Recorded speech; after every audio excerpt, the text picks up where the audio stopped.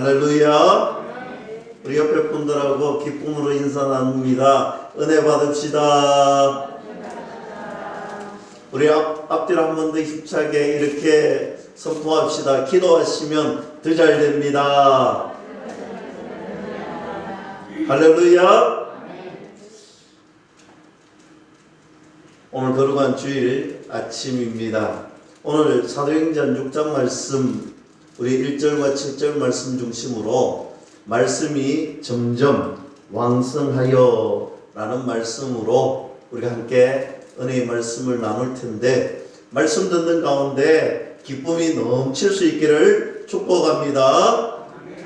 말씀 듣는 가운데 은혜가 충만해지고, 우리 문제의 것들이 있다면 말씀 듣는 가운데 해결이 되고, 말씀 듣는 가운데 좀 한 주간 지쳐 있고 힘들어하고 또 병마가 찾아와서 많이 아픈 분들도 말씀 듣고 예배하는 가운데 여호와 라파의 하나님이 고쳐주시는 은혜가 있기를 주님의 이름으로 간절히 축복합니다.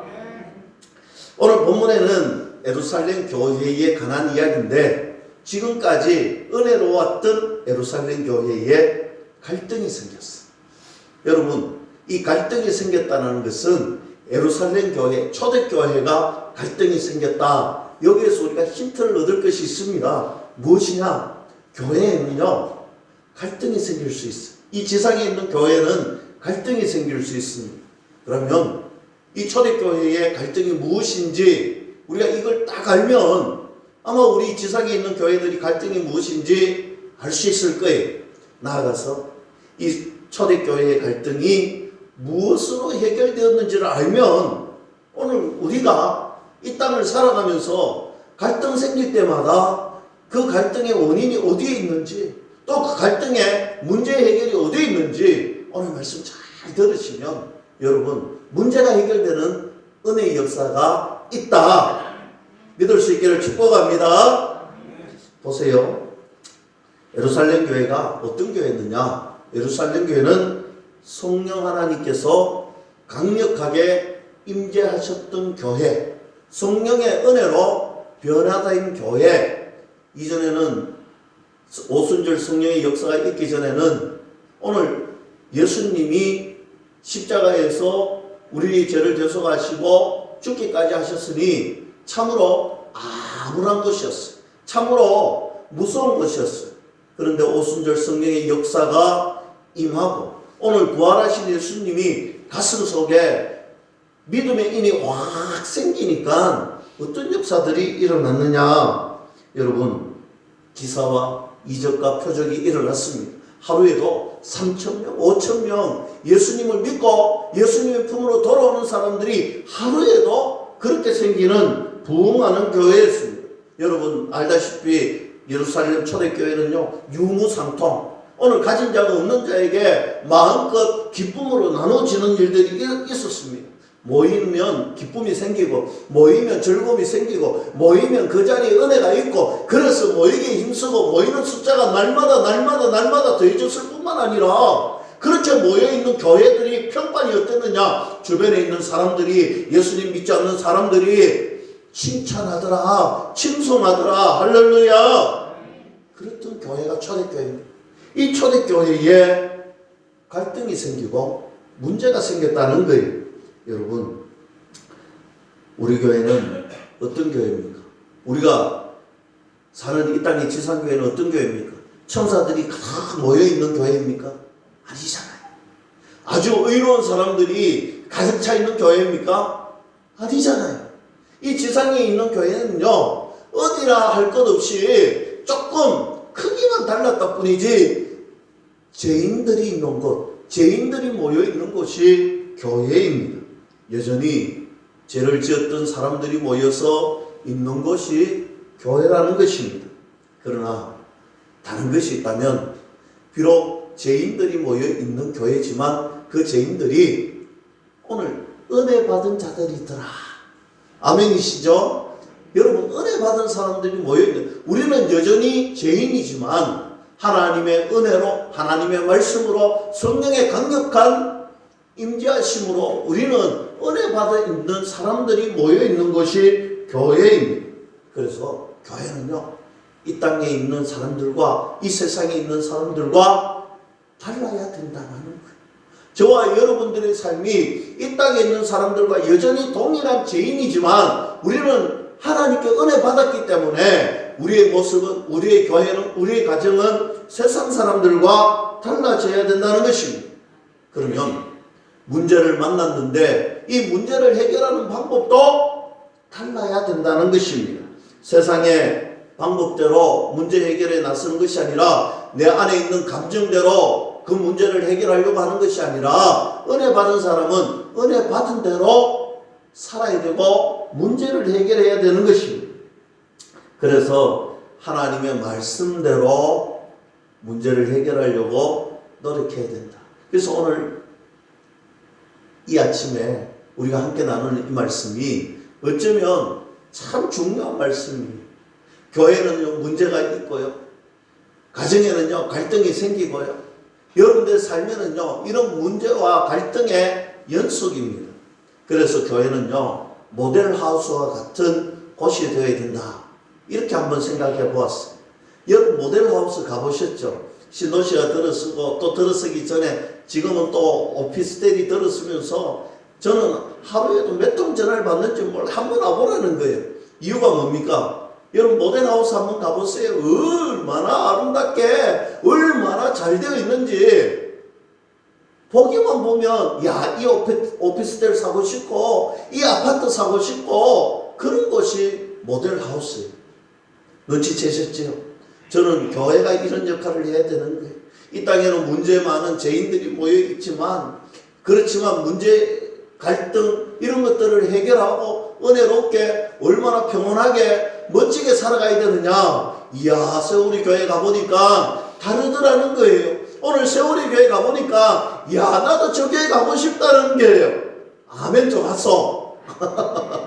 그렇지요. 여러분 세월이 교회 가면요, 우리 교인들 보고 우리 믿음의 가정들 보면요, 야, 나도 저분이 믿는 예수님 한번 믿어봐야 되겠다. 이야, 저 교회에서 가르치고 저 교회에서 전도하고 저 교회에서 알려주는 저 예수님 나도 한번 만나봐야 되겠다. 나도 만나보면 달라져야 되겠다. 이런 것이 바로 모델하우스 같은 교회이잖아요. 우리는요, 어떤 모델하우스를 가져야 되느냐? 저 하나님 나라, 저 천국 본향에 있는 하나님 나라의 모델하우스를 가진 교회. 그래서 우리 세월이 교회가 이제 이번 주부터 이제 8주간 전도 프로젝트를 하는데, 여러분 전도 프로젝트는요, 야, 우리가 전도 프로젝트 했으니까 주변에 있는 사람들이 이제 물 빌듯이 올 거야. 여러분 아니, 우리가 전도 프로젝트를 하는 것은요, 우리가 이런 아름다운 교회를, 모델하우스 같은 교회를 소개하는 거예요. 복음을 제시하고 복음을 전하고 우리 교회가 여기에 있다. 삼성 1위 6-5번지 여기에 우리 교회가 있다를 알리는 거예요. 우리 교회를 알리고 우리 목사님을 알리고 우리 장로님을 알리고 우리 권사님을 알리면요, 우리 예배 시간을 알리고 우리의 모습을 알리면요, 어떻게 해야 될까요? 그들이 찾아오는 거예요. 찾아오면 모델하우스 같이 만드는 것은 저와 여러분들의 역할이에요.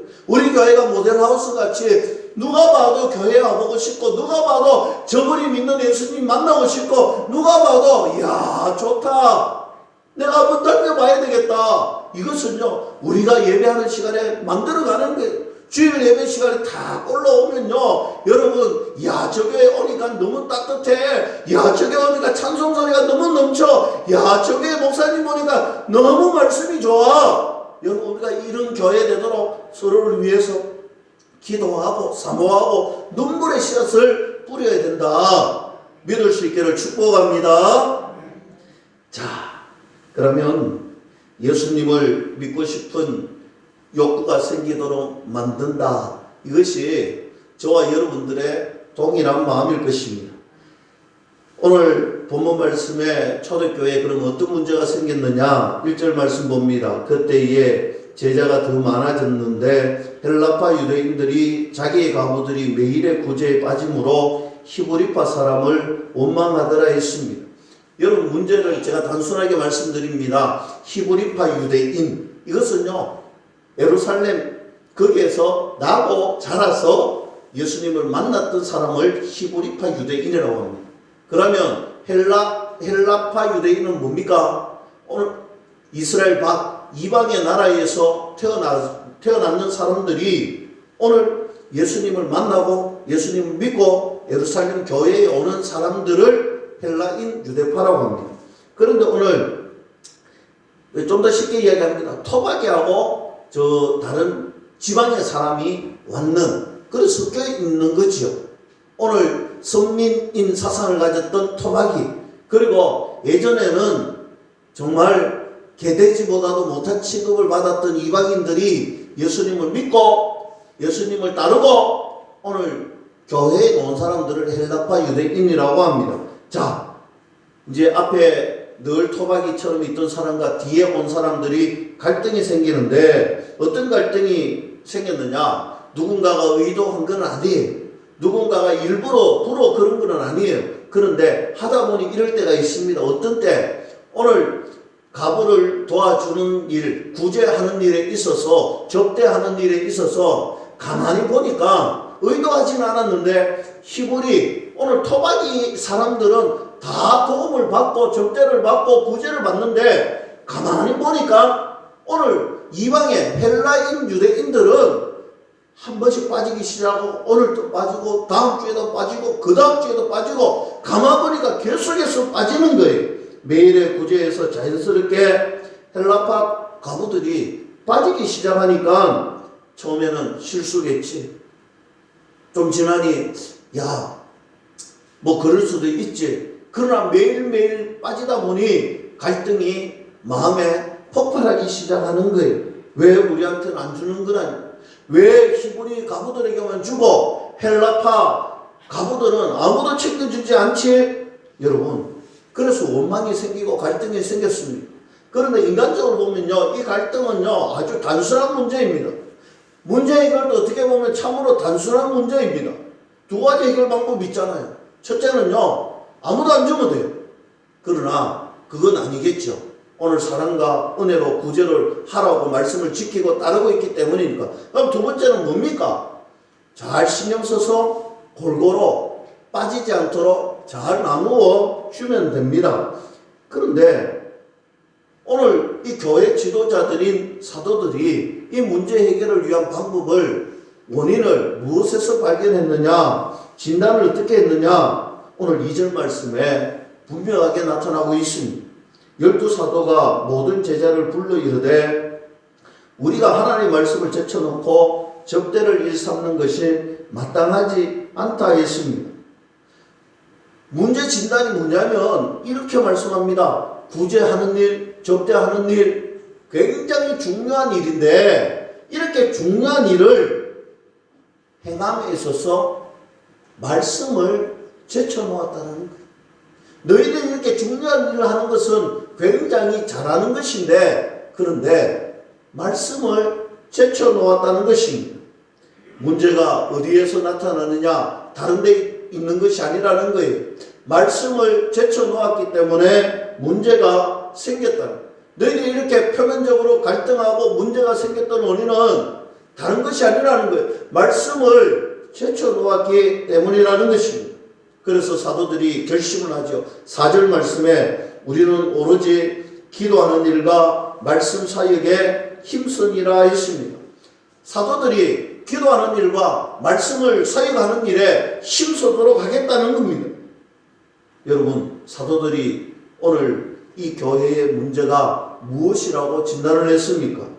문제는 구제하는 것, 이것을 누가 했고 누가 못 받았고 단순한 실수인지 의도된 실수인지 뭐 이런 것에서 논하거나 따지지 않았다는 것입니다.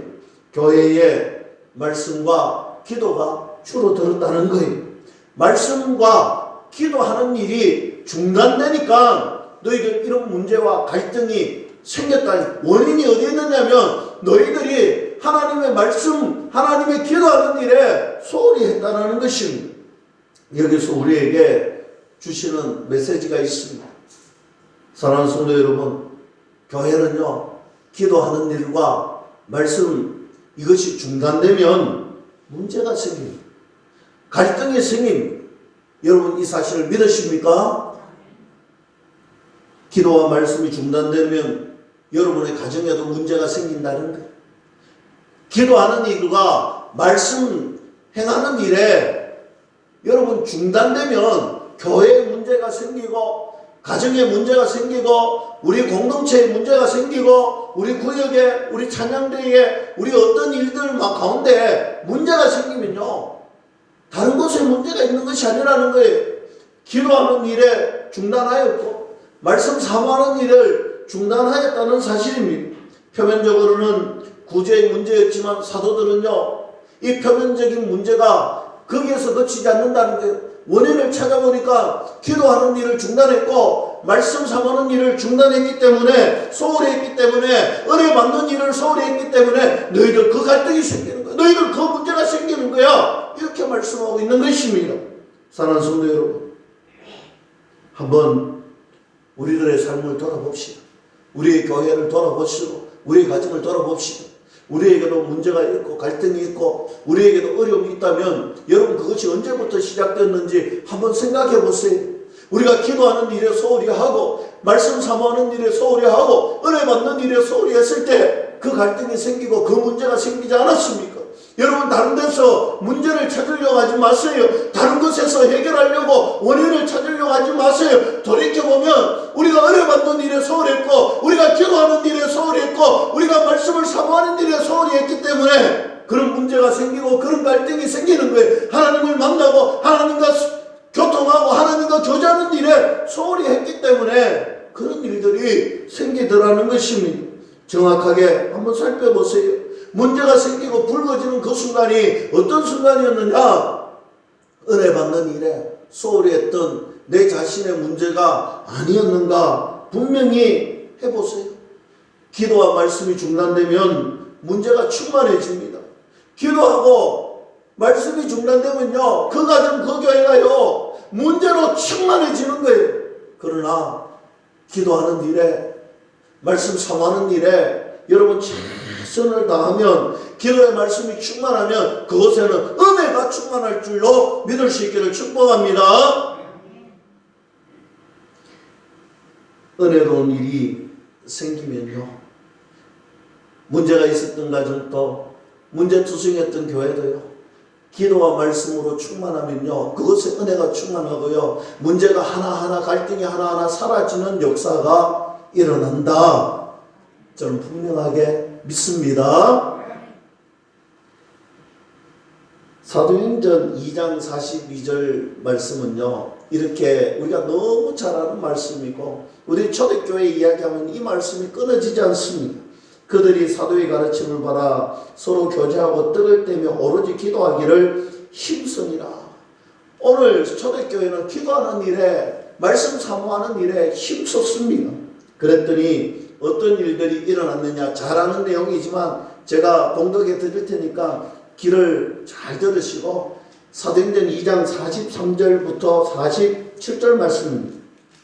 사람마다 두려워하는데 사도들로 말미암아 기사와 표적이 많이 나타나는 믿는 사람이 다 함께 있어 모든 물건을 서로 통용하고 또 재산과 소유를 팔아 각 사람의 필요를 따라 나눠주며 날마다 마음을 같이하여 성전에 모이기를 힘쓰고 집에서 떡을 떼며 기쁨과 순전한 마음으로 음식을 먹고 하나님을 찬미하며 또 온 백성에게 칭송을 받으니 주께서 구원받는 사람을 날마다 더하게 하시니라. 아멘. 여러분 교회가 기도했더니 교회가 기도 충만했더니 은혜로운 일들이 마구마구 생겨나더라는 것입니다. 사랑하는 성도 여러분, 여러분들의 가정에 우리의 교회에 정말 말씀이 충만해지고 기도가 충만해지고 말씀 붙드는 순간 기도하는 그 순간 은혜로운 일들이 마구마구 생겨날 줄로 믿을 수 있기를 축복합니다. 근데 오늘 문제가 어디에 있었느냐? 구제한다고 오늘 접대한다고 말씀 기도하는 일을 제쳐놓았다는 것입니다. 그랬더니 문제가 생겼다. 사랑하는 성도 여러분, 다른 데서 사도들은 문제를 찾지 않았습니다. 우리의 문제는 여기에 있었다. 기도가 줄어들고 말씀 삼하는 일이 줄어들고 은혜로운 것을 찾는 일이 줄어들었기에 이런 문제가 생겼다는 거예요. 말씀을 놓아버리고 기도하는 일을 놓아버리면 이런 일이 생긴다는 거예요. 저는 우리 가정이 흔들릴 때마다 우리 교회가 문제가 생길 때마다 더욱더 기도하고 더욱더 말씀 사모하고 그래서 은혜로운 일들이 마구마구 생기는 교회가 되기를 축복합니다.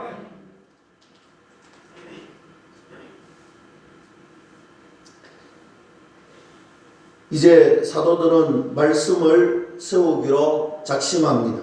그래서 접대하는 일은 7명의 일꾼에게 맡기고 자기들은 기도하는 일에 말씀 사역하는 일에 집중하기로 전하고 있습니다. 결심을 했다는 거예요. 7명의 일꾼을 우리는 흔히 7 집사님이라고 우리는 교회에서 이야기합니다. 7 집사님, 7명의 일꾼을 세우는 기준이 그럼 무엇이었을까? 오늘 성경에는 이렇게 이야기합니다. 3절 말씀에 형제들아 너희 가운데서 성령과 지혜가 충만하여 칭찬받는 사람 7을 택하라. 우리가 이 일을 그들에게 맡긴다 했습니다. 여러분 오늘 7 일꾼 집사님을 세우는 기준이 무엇인가? 성령이 충만하고 지혜가 충만하고 칭찬받는 사람이어야 된다라고 성경은 이야기하고 있습니다. 여러분 오늘 7 집사님을 뽑는 동기가 뭐냐면 접대하는 일, 구제하는 일이었습니다. 여러분 우리가 흔히 이런 생각을 합니다. 접대하는 일, 구제하는 일, 그러면 어떤 사람을 뽑으면 일꾼일까? 그러면 정말 빠릇빠릇하고 딱 깨어있고 누가 봐도 구제하는 일에 접대하는 일에 딱 제격인 사람, 힘도 좀 튼튼했으면 좋겠고 기동력도 좀 있었으면 좋겠고 우리는 이런 생각을 먼저 합니다. 교회에서도 마찬가지죠. 어떤 일을 할 때 누군가를 세울 때 기준이 무엇인가? 오늘 우리는 일 중심으로 기준을 생깁니다. 그럼 오늘 사도들은요 그러지 않았다는 거예요. 그런 기준은 다 두고 7명의 일꾼을 세우는데 기준이 무엇이었느냐? 성령 충만, 지혜 충만, 칭찬 충만이었던 것입니다. 오늘 이 말을 들었던 온 예루살렘 교회들이 기쁨으로 그렇게 뽑았다. 오늘 그 기준대로 기쁨으로 뽑았다는 것입니다. 5절에 보니까 온 무리가 이 말을 기뻐하여 믿음과 성령이 충만한 사람 7을 뽑았습니다. 여러분 7 사람은 믿음이 충만하고 성령이 충만한 사람으로 그들이 기쁜 마음으로 뽑았다는 것입니다. 여러분 접대하는 일을 시키는데 오늘 기쁨 충만, 말씀 충만, 은혜 충만한 사람을 뽑았다는 거예요. 저는 이것을 보면서 그렇구나. 하나님은 우리에게 분명하게 언제나 변함없이 말씀하고 있는데 그것은요 어떤 일을 감당하고 누군가를 뽑아서 그 일을 맡길 때 누군가에게 맡겨야 되느냐 그 기준점은 영성이 탁월한 사람에게 맡겨야 된다는 거예요. 은혜가 탁월한 사람에게 맡겨야 된다는 것입니다. 여러분 우리가 이런 말 많이 듣잖아요. 돈 많은 사람을 세워야 교회 일을 할 수 있다. 그리고 어떤 훌륭한 변호사를 세우고 어떤 직장인을 세우고 어떤 높은 사람을 세워야 된다 이런 말을 많이 하잖아요. 그런데 그 말을 하는 사람들도 많이 있지만 이런 말을 하시는 분도 참 많아요.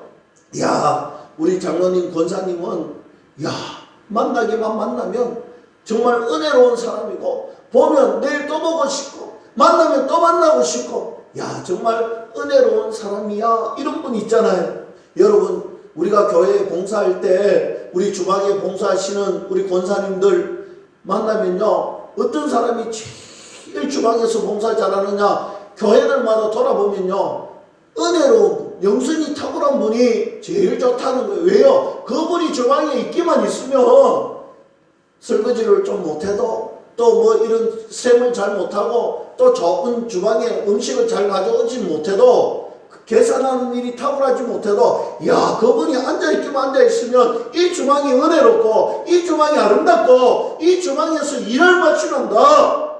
여러분 주차 하고 오늘 우리가 들어올 때도 안내할 친구는 있는데 여러분 안내할 때 우리 그분 얼굴만 보면 지나가다가도 세월이 교회에 들어가고 싶고 저분이 안내하는 곳에 대해 안내를 받고 싶고 이런 일들이 일어나잖아요.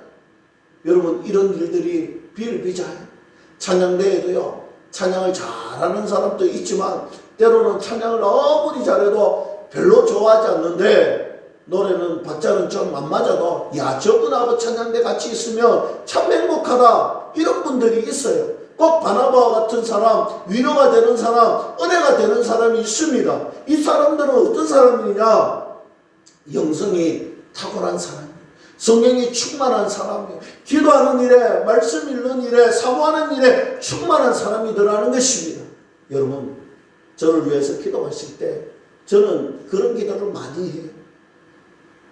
여러분, 목사가요, 말씀을 잘 강론하는 것도 참 중요하고, 목사가 기도하는 일도 참 중요하고, 목사가 다른 여러 가지 일들 하는 것도 참 중요한데, 여러분, 저는 이런 이야기 듣고 싶은 목사가 되고 싶어요.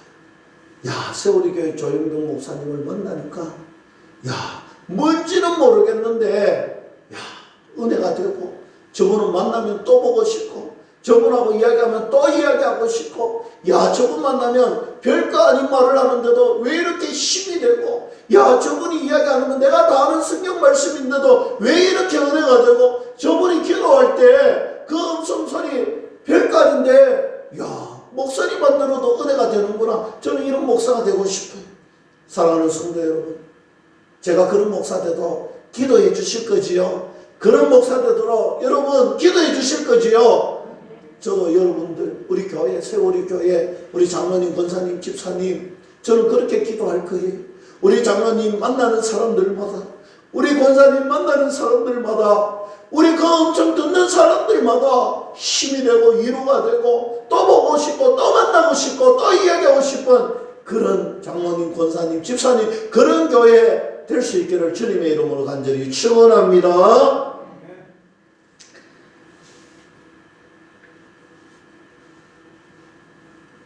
오늘 5절 중반에 보면 이렇게 해서 뽑힌 사람들의 명단이 있는데 스데반과 빌립과 브루고로와 니가노르와 디몬과 바베나와 유대교에 입교했던 안디옥 사람 니골라를 택하여라고 합니다.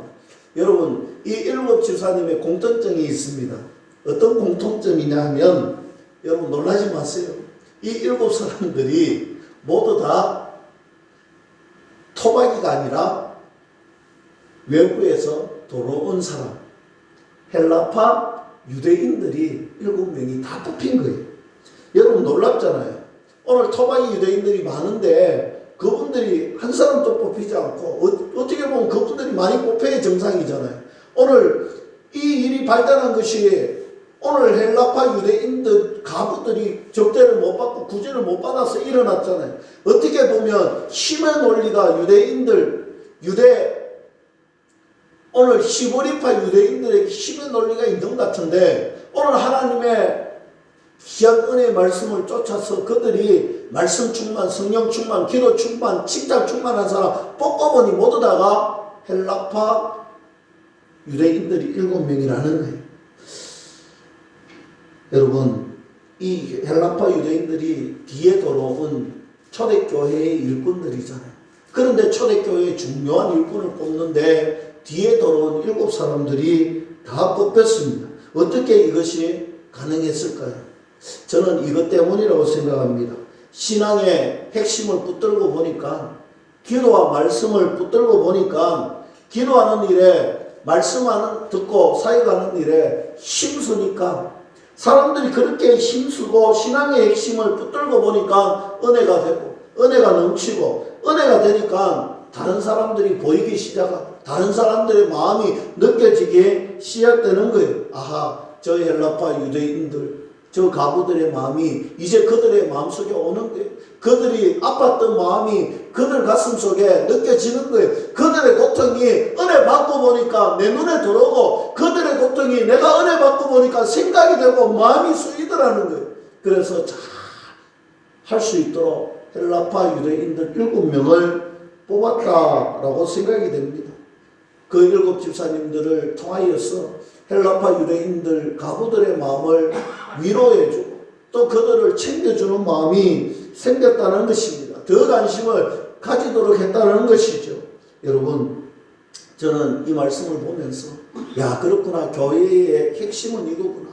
교회에 주는 메시지는 이거구나. 여러분, 은혜 받으면요, 우리가 은혜 충만하고요, 성령 충만하면요, 이전에는 내 생각, 내 가정, 내 마음만 생각했는데 은혜 받고 보니 다른 사람의 마음이 보여지기 시작하고요, 다른 사람의 아픔이 보여지기 생각하고요, 은혜 받으니까 다른 문제들이 무엇인가가 느껴지기 시작하더라는 거예요.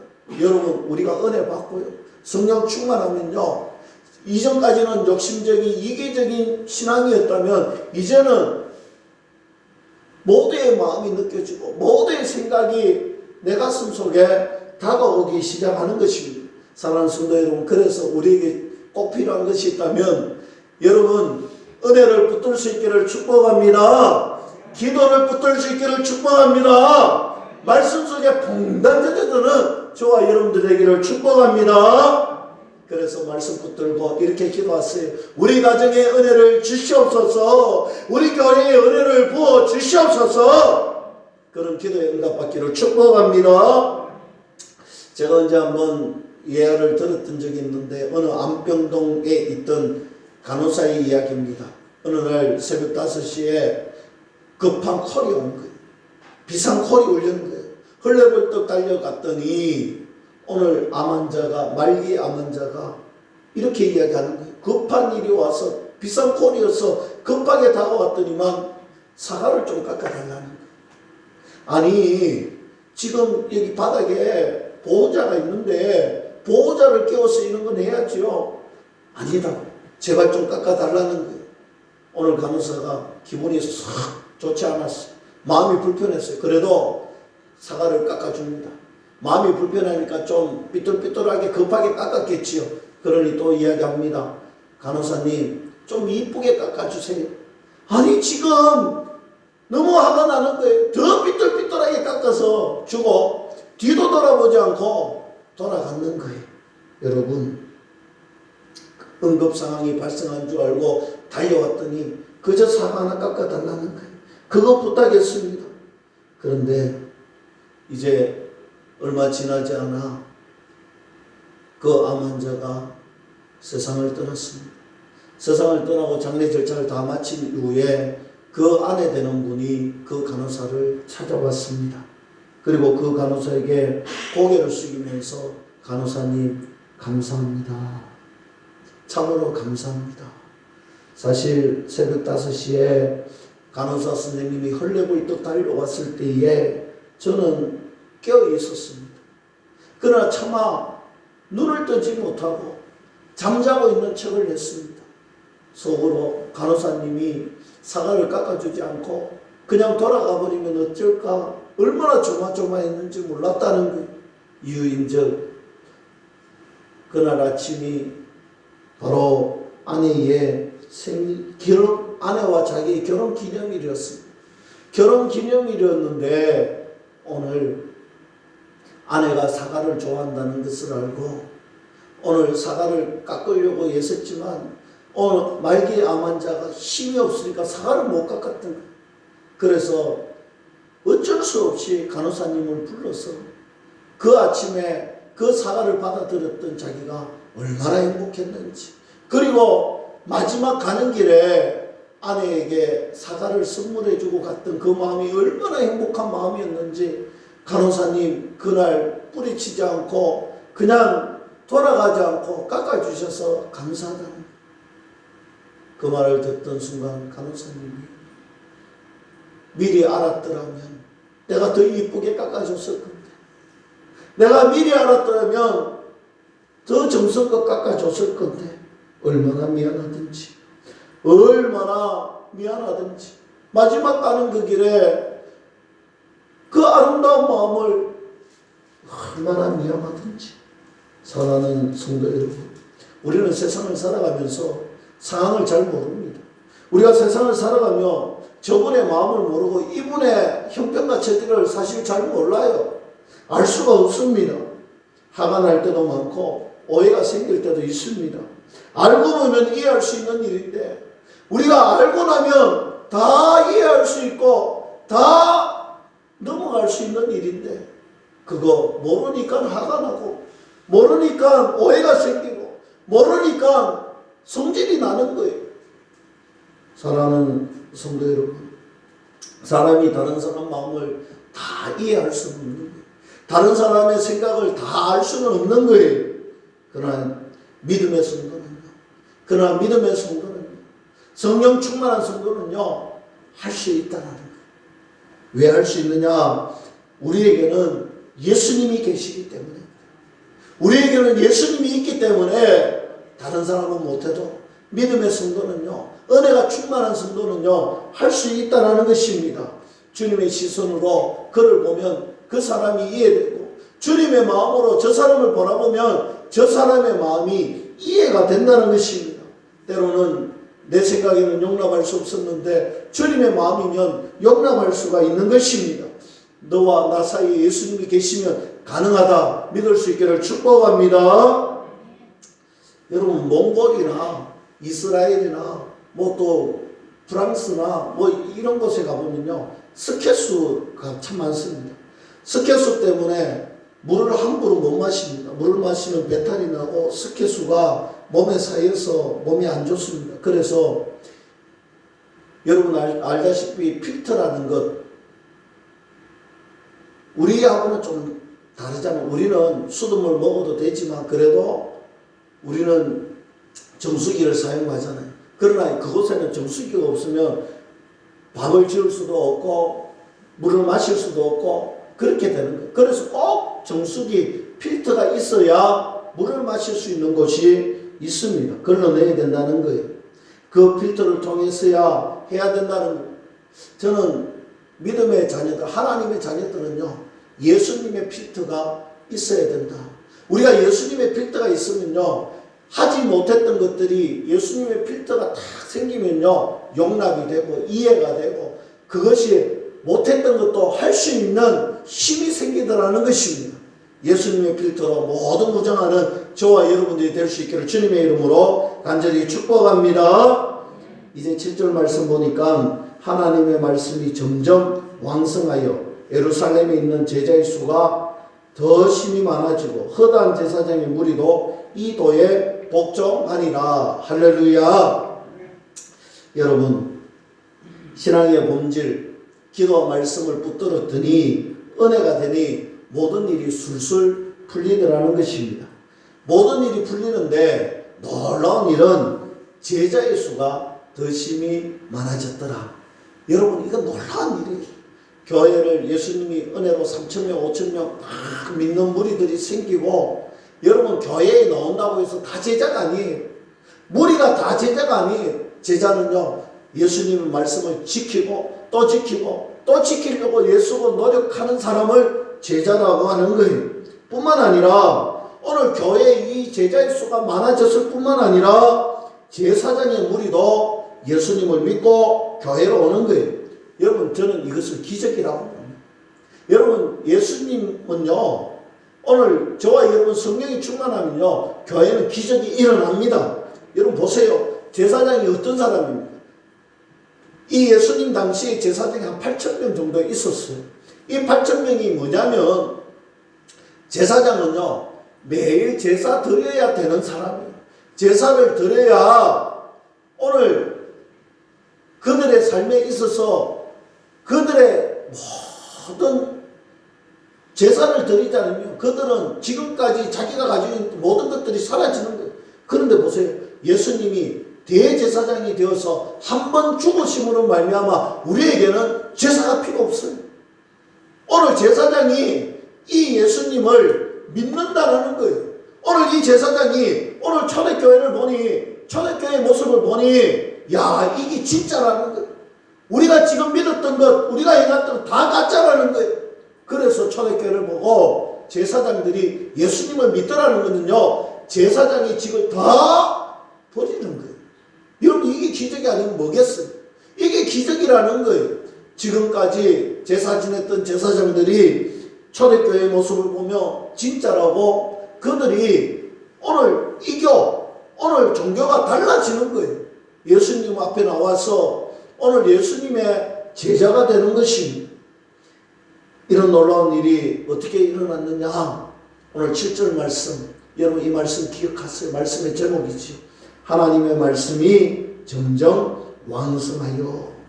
하나님의 말씀이 점점 왕성하여. 이 뜻이 무엇이냐? 간단하게 말씀드리면 점점 왕성하여진다는 헬라어 단어가 아묵사노라는 것인데, 이 말은요, 어린 아이가 성인이 되듯 점점 자라난다는 거예요.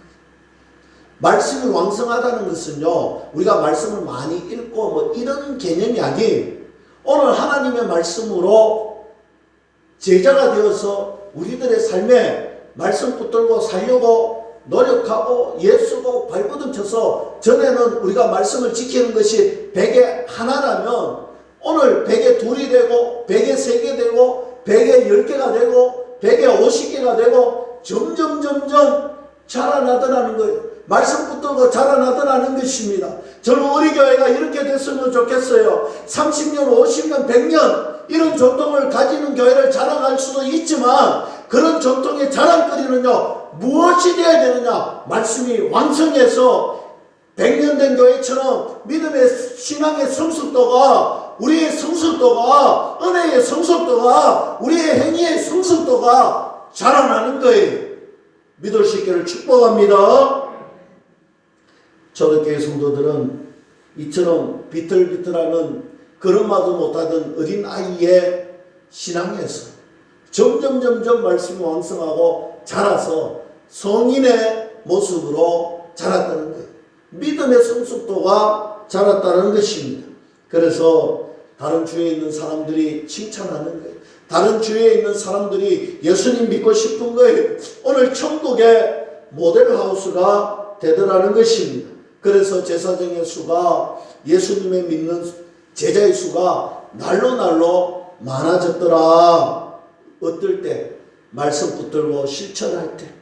여러분, 말씀 붙들고 실천하는 거 쉽지 않습니다. 어렵습니다. 제가 폴란드에 있었던 이하를 실화를 한 개 들면서 말씀을 마치려고 합니다. 얼마나 힘드냐면요, 폴란드의 한 마을에서 오늘 카밀이라는 청년이 술집에서 술을 마셨습니다. 술을 얼마나 마셨던지 술을 먹다가 자리에서 일어서는데 핑 돌면서 쓰러져서 심장이 뛰지 않습니다. 그래서 앰뷸런스를 불러서 병원을 왔습니다. 병원에 가니 심장이 멎었다는, 뭔 말입니까? 죽었다는 거예요. 사망을 선고했습니다. 그래서 여러분, 사망하면요, 병원에 가면요, 죽은 사람을 어디에 안치하느냐? 오늘 안치하는 데가 있잖아요. 냉동고 같은 곳이 있잖아요. 거기에 넣어놓습니다. 그리고 이제 입간을 준비하고 장례를 준비하고 그렇게 하잖아요. 그런데 그렇게 죽었던 사람을 거기에 다 넣어놨는데 갑자기 그 안에서 쿵쾅쿵쾅 소리가 나는 거예요. 죽은 사람이 살아난 거예요. 죽었다고 다 선포했는데 살아난 거예요. 그래서 그 사람이, 죽었던 사람이 살아나니까 어떻게 했겠습니까? 다시 사망 선고를 번복하고 살아났으니 집으로 돌려보냈습니다. 여러분, 이 카밀이라는 사람이요, 집으로 돌아가라고 하니까 집으로 갔을까요? 여러분, 놀라지 마세요. 이 사람이 살아나서 집으로 돌아보내려고 했는데 어디로 갔느냐면요, 자기가 쉬려고 왔던 술집으로 돌아갑니다. 다시 술 마시고 왔다는 거예요. 여러분, 우리 인생의 삶이 이런 모습이 저와 여러분들의 모습이 아닐까요? 교회 와서 은혜 받고, 오늘 교회에서 기도하고, 교회 와서 말씀 충만, 기도 충만, 은혜 충만 되었는데 우리가 집으로 돌아갈 때 어디로 갑니까? 말씀 충만, 은혜 충만 붙들고 이 말씀 지키려고 예수로 노력하고 발버둥 치고 점점 말씀이 왕성해지니 내 삶이 점점 믿음의 성숙도가 되어야 되는데 우리가 기도하고 믿음을 선포하고 돌아가겠구나. 여전히 변화되지 않고 여전히 똑같은 생활하고 여전히 똑같은 그런 삶을 살면요, 안 된다는 거예요. 이제 하나님 앞에 서서 이 말씀대로 살겠습니다. 하나님 앞에 서서 이 말씀 붙들고 살겠습니다. 그리고 기도하며 말씀 붙들고 살겠습니다. 그렇게 믿음으로 선포했으면, 그렇게 아멘했으면 옛날 내 모습을 툭툭 털어버리고, 옛날 내가 살았던 방식을 다 털어버리고, 말씀대로, 기도한 대로, 선포한 대로 그렇게 살아가는 저와 여러분들 될 수 있기를 주님의 이름으로 간절히 축원합니다. 기도하겠습니다. 하나님 아버지 감사합니다. 오늘 이 아침에 말씀과 기도 붙들고 우리의 삶에 하나님 말씀을 적용하고 우리 인생이 말씀이 왕성하게 사는 인생 되기로 다짐합니다. 하나님의 놀라우신 은혜를 경험하는 가정과 교회가 될 수 있도록 주여 도와 주시옵소서. 예수님의 이름으로 감사하며 기도드리옵나이다. 아멘.